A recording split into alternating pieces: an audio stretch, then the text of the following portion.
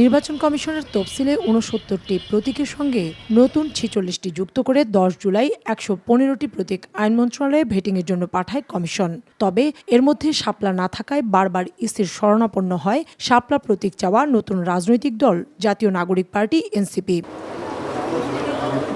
সবশেষ সোমবার সিইসির সঙ্গে সাক্ষাৎ করে এনসিপিকে শাপলা প্রতীক না দেয়া হলে মাঠে নামার হুঁশিয়ারিও দেয় দলটির মুখ্য সমন্বয়ক।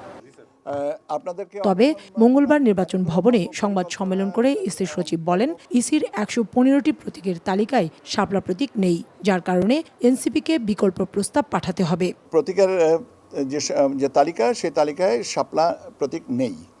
এখন ব্যাপার হচ্ছে যে এটার ওনাদেরকেই বিকল্প একটা প্রস্তাব আমাদের কাছে পাঠাতে হবে। এদিকে ত্রয়োদশ সংসদ নির্বাচন সামনে রেখে ২৮ সেপ্টেম্বর থেকে সুশীল সমাজ, শিক্ষক, নারী নেত্রী, সাংবাদিক, রাজনৈতিক দল ও নির্বাচন বিশেষজ্ঞদের সঙ্গে ধারাবাহিক সংলাপ শুরু করতে যাচ্ছে নির্বাচন কমিশন। শুরু করতে যাচ্ছি সুশীল সমাজের প্রতিনিধি এবং শিক্ষক সমাজের প্রতিনিধি, রাজনৈতিক দলের সাথেও করব, নির্বাচন বিশেষজ্ঞ যারা আছেন তাদের সাথে করব, আপনাদের সাথেও করব। ইসির এমন বক্তব্যের পর সংবাদ সম্মেলনে এনসিপির আহ্বায়ক নাহিদ ইসলাম বলেন, শাপলা প্রতীকের দাবি থেকে সরছে না তার দল।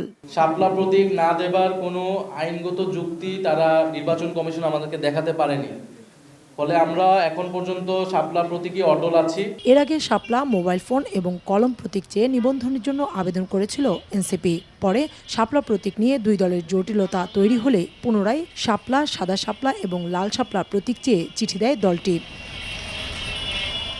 কাউসার চৌধুরী কুমু, সময় সংবাদ, ঢাকা।